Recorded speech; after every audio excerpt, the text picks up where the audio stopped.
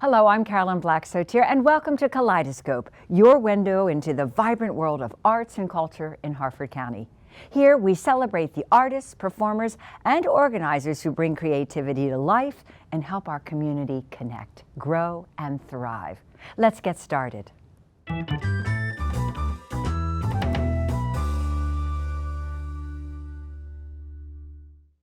This season of Live at Harford Community College is packed with excitement, from Harford Dance Theater and Phoenix Festival Theater productions to cultural events, family programming, and unforgettable concerts. Each year, more than 20,000 patrons enjoy more than 50 performances across venues ranging from intimate theaters to the 3,000-seat APGFCU Arena. Joining me today to tell us more about their lineup is Brad Cox, Ticketing and Marketing Manager at Harford Community College.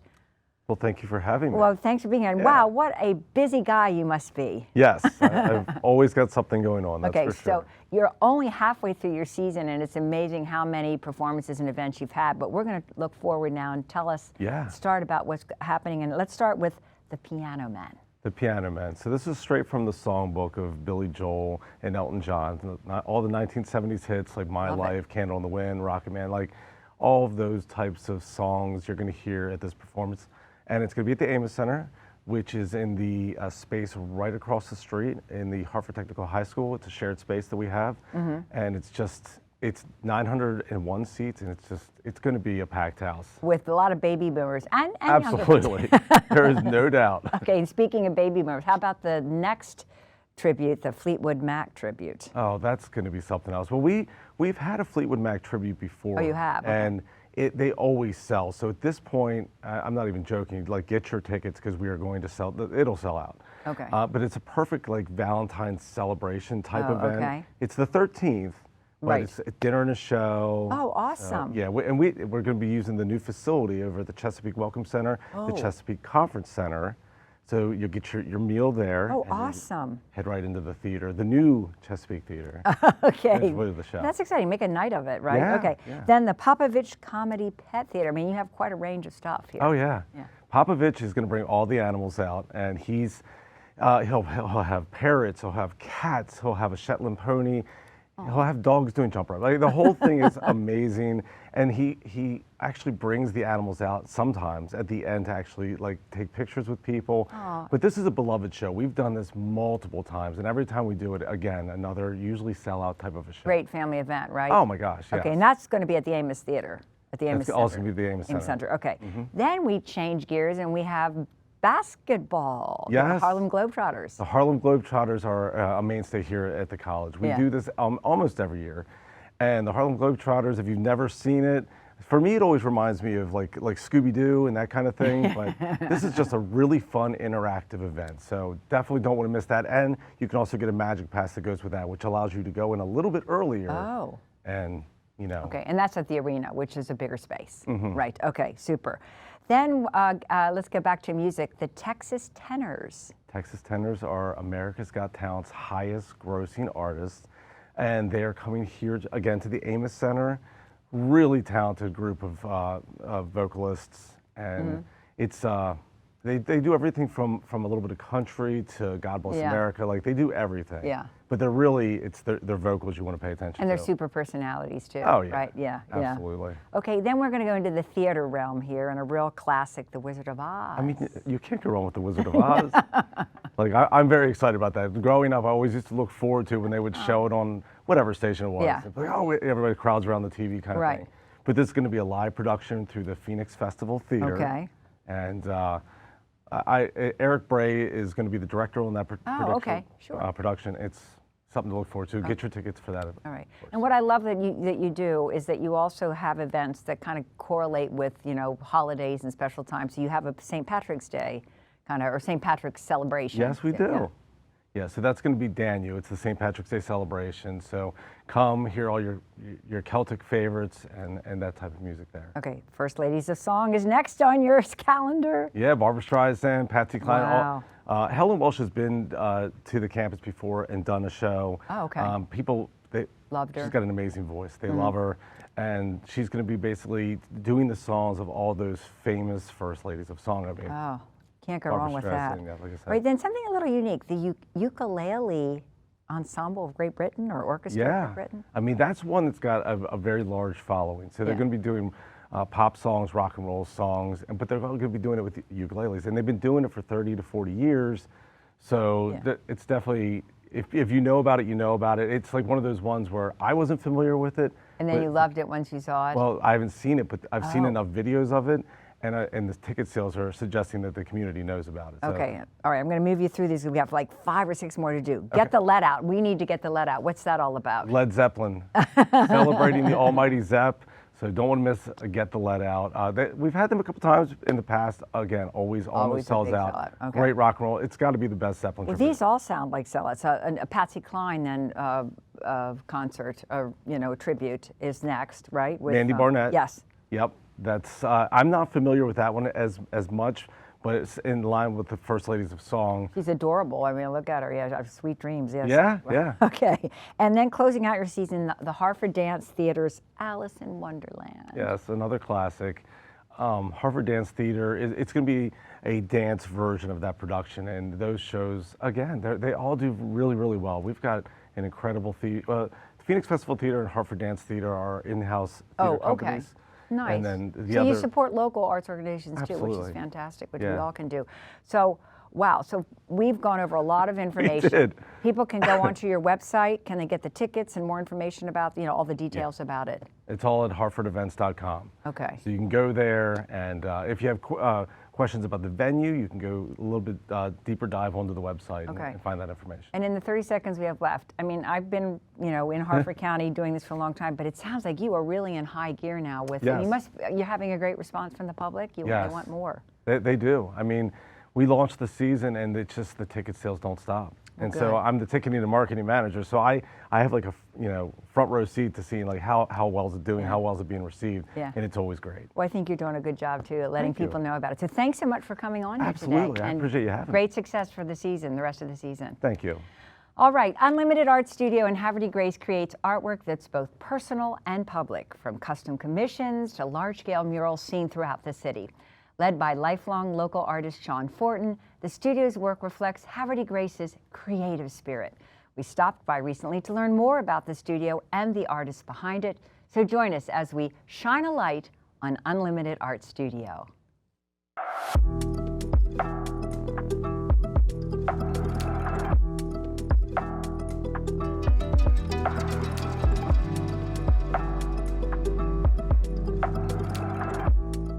What I like to do as an artist is kind of mix what's kind of trending and how I like to do certain art. I did a lot of years of just drawings, and then probably like 14 or 15 years ago I started dabbling into like acrylic paints. Unlimited Art is basically named after me, my studio, and kind of the direction that I wanted to take art when I was first getting into it. Unlimited Art basically came from the feeling that I had inside, to where if I could see it or watch somebody do it, I could do it. And I didn't want to be just a portrait and a drawing artist. I wanted to do painting. I wanted to, later murals really came into big for me, because I felt like, man, I'm doing these paintings, they're so small and I'm so bored, like I want to go bigger and then go bigger and then bigger, and then that's eventually where it got to. So artwork became more, and then it just snowballed effect, more and then more and then more, and then it turned into basically like a one-car garage, that's not hooked to your house. I got me a cool little Unlimited Art sign, and that's where it kind of started. The whole manufacturing on a high level went. The business at Unlimited Art was, again, I needed that place to create, or I created a place to create. So that was always the mindset here, and it's great to have the locals, I can remember perfectly, I'm driving down the road, I look over here, and my dad is in the front window looking out, eating a slice of pizza from across the street. So I literally made the turn, he gets a call, or I get a call, and he goes, you should come check out this spot. So I turned around, parked, came back, and I walked in, and the landlord at the time just shook my hand and said, welcome to your new studio. I just was like, you know what, this is happening for a reason, so I'm just going all in. I'm gonna figure it out. Now, I'm grateful for locals. You know, I was selling things to coworkers. It was anybody that stopped in here, and my business is reaching out to me. You know, it's kind of nice when you can say, yeah, I can throw you a donation or give you something for something. And then at the same time, the nationwide stuff started. So it went from Utah doing just kind of a fun job for somebody that I wanted to meet, to him broadcasting. Then I do murals now, which then turned into like me coming back here and practicing more murals, which then turned into me going back to Utah, having to drive to Idaho to do a mural, back to Utah, while I'm out there getting a job in Vegas to do, leaving Vegas, coming home. And one of my favorite things about the whole travel is like, I'll leave at 8 a.m. and I'll be back here by dinner time, which is actually Taco Tuesday. So it was kind of a nice feeling when I would walk in to eat dinner and somebody would be like, weren't you just in Utah? And I was like, yeah, I actually left there 6 hours ago, and I made it back in time for dinner. So it just became a thing. You know, I just got done doing a 200-foot mural in Arizona, downtown Phoenix, with a team. We were right there with and I still haven't got the official word. I know for a fact that we're the tallest mural in Arizona. I want to say we're really, really close to the Guinness Book of World Records of it. I went from drawing pictures to dabbling into paint, got bored with that, started making wood flags. I make wood flags every day now just to keep up with the demand, you know, and then breaking my studio down into certain sections while I practice murals, learning stuff. I'm not a graffiti artist. People just see spray paint and they're just like, graffiti artist, you know, so just keep branching. That's my future that I believe.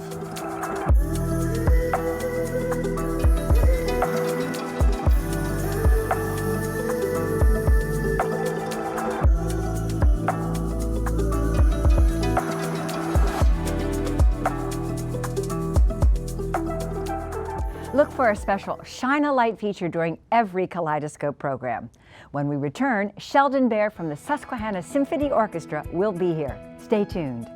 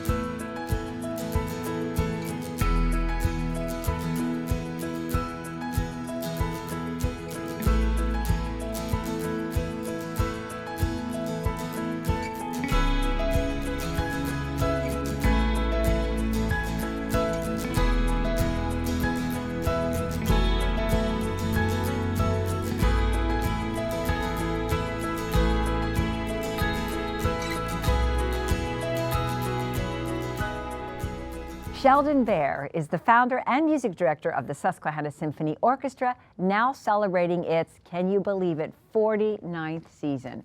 A 40-year music educator, an accomplished composer and conductor, he was honored recently as a Harford County Living Treasure and also was named a finalist for the American Prize in Composition. It's a big deal. I'm thrilled to be joined by the maestro himself, Sheldon Bair. Thanks. So good to be with you. Good to be with you. And we are dear old friends. I don't mean that we're old, but we just go back a long way. We even predate the Susquehanna Symphony Orchestra founding. Yeah. And it's been such a treat for me to watch you and the orchestra develop over these almost a half a century now. It's almost a half a century. And yeah. I think the solos we've had with us the most was Carolyn Black's O2. Yeah, okay. So, but it's just been such a joy to work with you, but also to see how you've engendered so much excitement about music within the community here in Harford County. And of course, it's not just about music, it's about community. and what we do in the community is so vital and so important. Yeah. And really bringing people together. And I just think I'm in awe that you have been taking this orchestra that you started almost 50 years ago, and it has grown and it thrives. And so I think sometimes, like, what is your secret to all of that? You do really interesting programming. You don't patronize the audience. You usually have a message. There's a theme, and that, I think, if you tell us about your upcoming concert, I think folks will get a sense of the kind of stuff that the Susquehanna Symphony Orchestra does. True. Well, the upcoming concert is Sunday afternoon, March 8th. Mm-hmm. And one reason it's a Sunday afternoon is because it's a Holocaust remembrance concert. Okay. And we want folks who keep kosher to be able to come to the concert. Oh, nice. So we have a violinist from Baltimore, Jonathan Grinberg, will be coming and playing violin, and hopefully he brings his entire synagogue with him, which would be wonderful. Yeah. And he's going to be playing Schindler's List, Oh, love that the piece. main theme. Oh, yeah. But he also brought an interesting piece to me. There's a composer named Robert Dauber, D-A-U-B-E-R, who at the age of 23 was murdered in a concentration camp called Terezin, which is very famous because it was a music camp. Yes. He was a cellist, but he wrote one piece for violin and piano, and Jonathan asked me to orchestrate it, which I've done. Okay. So it'll be premiere of this orchestration of this very short piece by this young composer who was, again, murdered in Terezin in 1943. Wow. So very sad, but it's an interesting piece in that he wrote it in the concentration camp, but it's not a sad piece. Huh. All right. Well, and it's an incredible program. I was looking at what else you're doing. A Korngold piece, the Mendelssohn Incidental Music to Midsummer Night's Dream. Right. So some real classics there. So the thing about Korngold was Eric Korngold fled Vienna before the Nazis got there. And then, of course, he made his name in Hollywood with many, many great movie scores. And then Mendelssohn's music was banned in Nazi Germany. And then Weinberg was an interesting situation where they're going to do his cello concerto, which is getting more performances. And he left Poland for Moscow and then was friends with Shostakovich, and Shostakovich was helping him in Moscow. So we're doing his cello concerto, and the soloist is Larry Stomberg, my friend from the University of Delaware. Okay. A wonderful cellist, a wonderful human being. So it's a wonderful program. It brings in the community together. Then you're doing another program to celebrate the 250th anniversary of the US of A. The US of A. So we've done some interesting 250s. Harford County, 250 of Army, we did those. Right. So the 250 of United States, we're going to start with Barber's Adagio for Strings. Love that, yeah. I think it was made famous also in Platoon, the movie. That's right. And then we're going to do a piece by a composer friend of mine, Jesse Ayers, who also worked with Charles Myrick, a pastor from Ohio. And it's a medley of spirituals. With full chorus, community choir members, and a soloist, Kellen Johnson, will be singing. And then the second half is all George Gershwin. Love it. So Washington Garcia will come up from Florida. He has roots here as well for Rhapsody in Blue and some other Gershwin. Okay, so people can go get tickets online. Yes, ssorchestra.org. Okay, and then as Harford County, that you are a living treasure. You don't rest on your laurels. You're already planning for your big 50th anniversary season, which is next year. Do you have anything in the works yet? Well, of course, we have a new logo, which took us months to do. That was like pulling teeth or worse. Yeah. But yes, we're going to repeat many things that we've done in the past, including having you sing the work that for which I was an American Prize finalist, the Homefront 1944. So many of the concerts, we will reprise what we've done in the past, but we do plan in March of 2027 to do Beethoven's Ninth Symphony, which will be a big deal. That is a big deal. And then quickly, in the little time we have left, we showed a picture of Nolanda Robert and you as they presented you this award. Were you surprised by it? How does that work? I was surprised that I was given it at the evening holiday concert, as a matter of fact. And I heard rumblings from various people just a couple of days prior, but I didn't know when it was going to be given.